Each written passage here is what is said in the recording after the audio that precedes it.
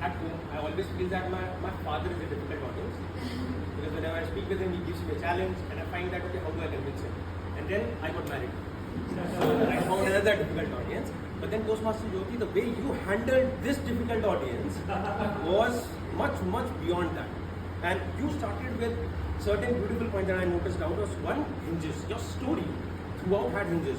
So the moment Toastmaster Anita interrupted by saying that that I love you, you use that, okay, we love each other. You started with that, and then you use that throughout the speech. So whenever she interrupted, you use that love part as a hinge to address her rather than just reject her point. So I think that was very well done. The second hinge that came in was at the point when a great Toastmaster Manoj started with this funny anecdote which kind of ran throughout the session, and then you delegated it to the fact that, okay, I will explain it after some time. And then it became, I will explain it in some time. And then, okay, give me some time. It kind of went on like that, and then you use this hinge as well throughout the speech. So whenever Toastmaster Manoj brought in that point, use that hinge of after some time. He used it to fun, and you used it to fun as well. So I think those two hinges were very well done. The other bit that I liked was the fact that the answers were spot on, and this is something that comes in spot of the moment thinking. You thought it right when you said items like that. Okay, Pulkit is the next example. So you deferred that point right away to Pulkit. Then you said to somebody that thought process is subjective, and then you use that subjective part throughout that, okay, it's a subjective thought process. So let's understand, it's a good way of delegation, and the answers were, I think, very rightly met. And then the story kept going. Your story at no point in time, even apart from disruption, stopped. And that is, I think, a brilliance of a storytelling, that you have to convey your story.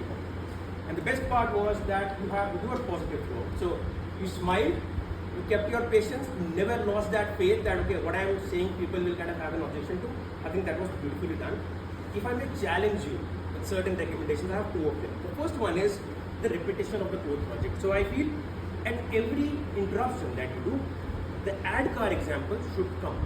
So it should be like, okay guys, where were we? Ad car. So ad car, A stands for awareness, and then you repeat till the point that you were at, so that now people relate that what people will take away is ad car, not the fact that you were able to handle the audience well. So there should be something for the audience also. So I feel this is one minor challenge that you could work on. The other one is now a difficult challenge. When you say we will come to that later, a brilliant way of doing this is you did this throughout, and towards the end you should wrap it up by saying that, okay, by the way, Toastmaster Manoj, let me come to your point, and I hope you understood your point, even if you don't have any words. That's the way you kill an audience. That's what happens in corporate, right? You walk into your manager's cabin, you will say that, okay, we will address it, and by the time you're walking out, he'll just mention one line at the end, that I hope you understood everything. And he might be confused, he might not have the right example, but then he'll say that, okay, मैं खुद ही समझ लूँगा. And I think that's kind of how you can then address a difficult point which you may not have an answer to. Having said that, I think very well done in terms of how you would handle a difficult audience. It's very tempting to not being able to probably leave the stages where you did not do that. And the beauty lies in the way you were able to manage with a smile, pause, and a calm. Over to General Evaluation.